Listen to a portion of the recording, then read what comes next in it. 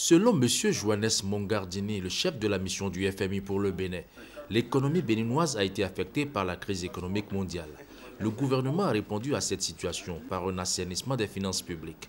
Avec les efforts du gouvernement, le Fonds monétaire international entend soutenir le Bénin avec un programme de facilité élargie du crédit qui permettra d'avoir des appuis budgétaires du FMI et également des partenaires techniques et financiers.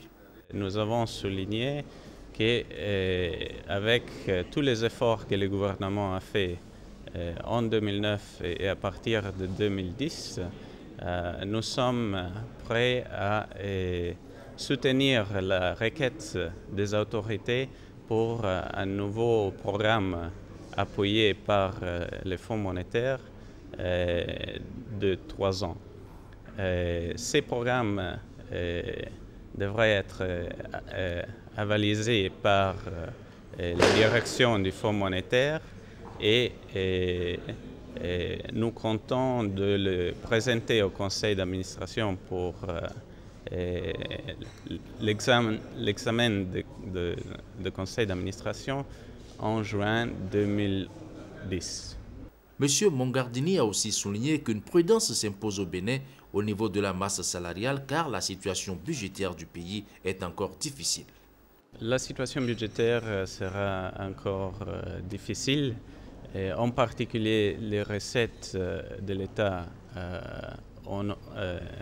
ne seront pas très élevées et donc une prudence s'impose au niveau de la masse salariale pour permettre au gouvernement de maintenir des niveaux des investissements publics qui sont clés pour la croissance économique du pays.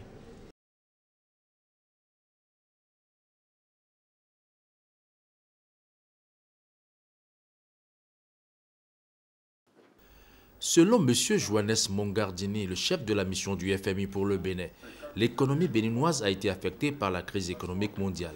Le gouvernement a répondu à cette situation par un assainissement des finances publiques. Avec les efforts du gouvernement, le Fonds monétaire international entend soutenir le Bénin avec un programme de facilité élargie du crédit qui permettra d'avoir des appuis budgétaires du FMI et également des partenaires techniques et financiers.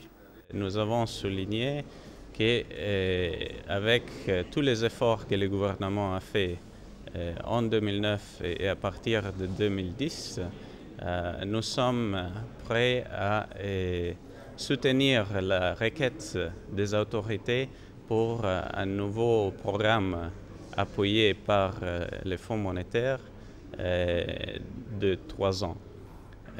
Ces programmes devraient être avalisés par la direction du Fonds monétaire et